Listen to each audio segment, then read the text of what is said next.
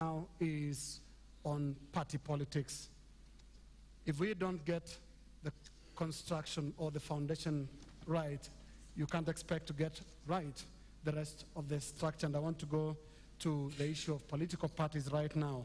What are you, as party flag bearers, doing to make sure that the country departs from the culture of temporary political parties that are formed and disbanded? They are formed shortly before the election and then disbanded thereafter. Dida, we're hearing of the Alliance for Real Change for the first time. Most people would tell you that. How many minutes do I have? 1 minute. Please. Yeah, Alliance for Real Change is a product of the new constitution and is the voice of the hopeless.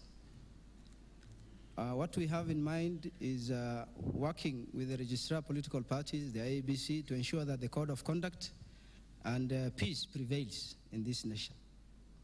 But are you concerned that it just came up the other day when you are presenting your papers that there is a party called When a Alliance? teacher Yes. moves, I was teaching 40 students in a class, and whatever message I was giving the students, I realized the 40 million Kenyans are lacking in the same. So I just expanded my class. I just want to teach the 40 million Kenyans that, we cannot survive on hide and games. You cannot cry when people are crying. You go and you laugh when people are laughing. We need to be principled. And all what we are saying is just the contrary of what we do.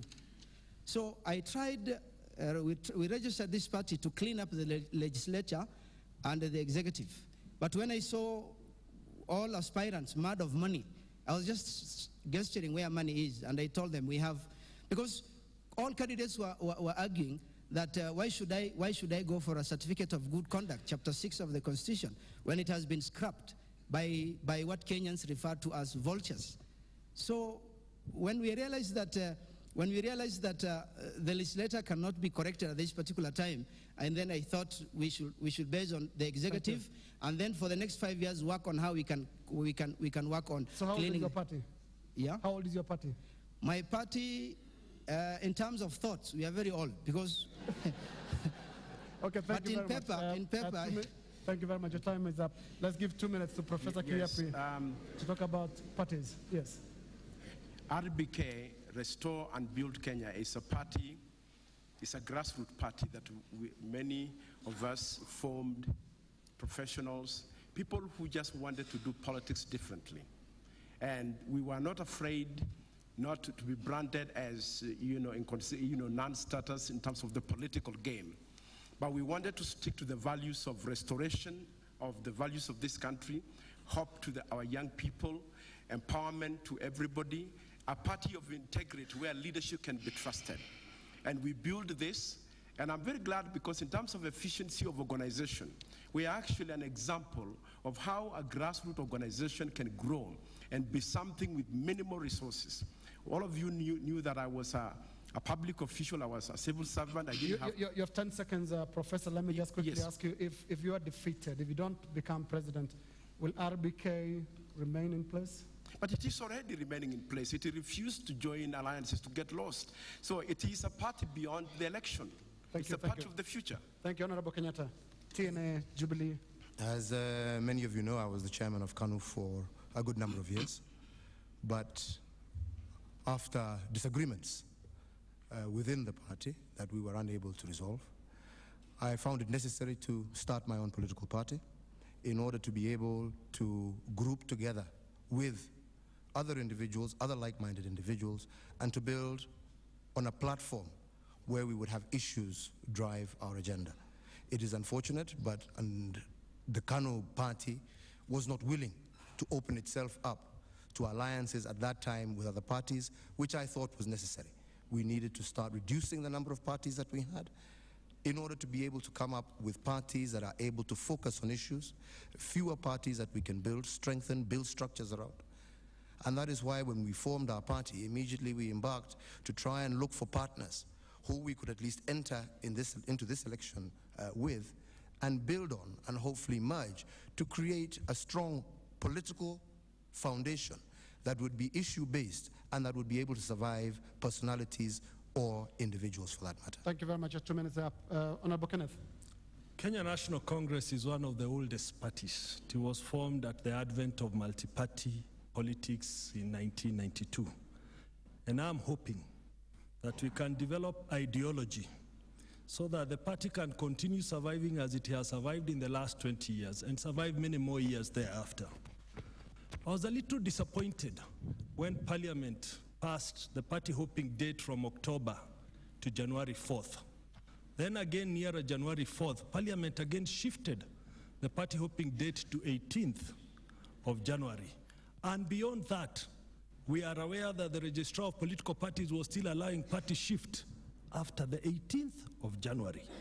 It is important that enforcement of rules are clear and that laws that are created are not torpedoed by Parliament. We need a serious Parliament that will stick to the laws that are enacted to protect the gains of political parties.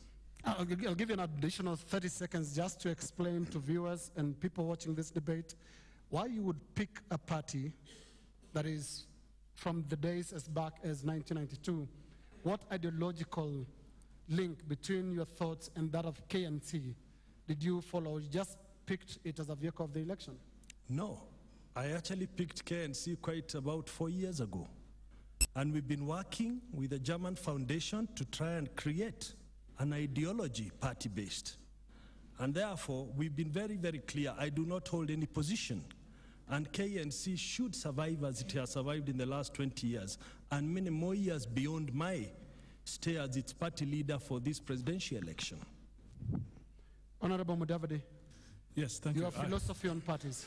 I think what we have now is that we will need to relook at the legislation around political parties, because whether we go into the age of the party or not, I think there are some fundamental issues about the law regarding political parties that will need to be looked at. One of the problems that we had towards the end of the last parliament, the 10th parliament, was the crash program of trying to pass so many pieces of legislation, all revolving on matters to do with election. And believe you me, it is better for us to admit that certain pieces of that legislation were not well thought out. Therefore, in my view, if we want to build parties based on ideology, based on a long-term basis, we will need to revisit that legislation. We have seen shifts even during the nomination process. We have to properly democratize our parties, have serious internal democracy in our political parties, so that there's sufficient confidence being built with the membership of those parties. So that is what I would say. Thank you, Honorable Mudavadi. Honorable Karua, your philosophy on parties. Yeah, parties form government and are supposed to be vehicles of democracy. I believe a government is as good as the political party that forms it. And this is what informed the political parties law 2007, which I tabled when I was minister. Parties are supposed to have an ideology to pull people together. In Kenya, we are social democrats. Right from our constitution, it is stated, the issues that matter to us is about social justice, equity, to see that the vulnerable in society are protected, issues of human dignity and inclusivity. And I would say that it's unfortunate, the political parties law has not been enforced properly. We need to strengthen the office of the registrar. We need to appoint new people as per the constitution, but the blame cannot just go to the registrar. It must go to political party leadership. It is the duty of the leadership to nurture democracy, transparency, and accountability. We do that in Kenya, and we have offices and networks throughout the 47 counties. This is a growing mass movement. Any party that does not practice democracy and accountability like was displayed openly during the nominations, the blame is on the leadership. Thank you very much, Honorable Karua. Now we come to Honorable Odinga. And it's curious to note that for the first time since 1996, when you went to Parliament on an NDP ticket, having abandoned Ford Kenya, you have not changed parties before this election. It is curious and interesting, and we want to hear what your philosophy on parties is. Well, what happens in society emerging from single-party dictatorship? There's always a proliferation of political parties. What happened in Eastern Europe? You saw so many political parties emerge. In Poland, one time, a ballot paper was a booklet. Then after that, the parties begin to coalesce together and then form more coherent movements. This is what happened in this country in the early times of multi-party democracy. We left Ford Kenya, we formed NDP. Then we tried to reform CAN. We formed a union, new CAN we called it. We disagreed, we pulled out. We had LDP. We went and formed the NAC as a coalition, but LDP survived. You have 10 seconds to go, Honorable Odinga. Why do you change parties so often? Do you believe in parties? I have not changed parties. This is what I'm trying to say. LDP just changed the name into ODM. It is still the same party. We did not change the party as such. The ODM has remained up to now. What we've done, we have remerged with the ODM Kenya, which had changed its name to Wiper, and then for the Kenya, we have formed now a coalition that is called CORD. We have a very clear agenda for change and reform, and our ideology is social democracy.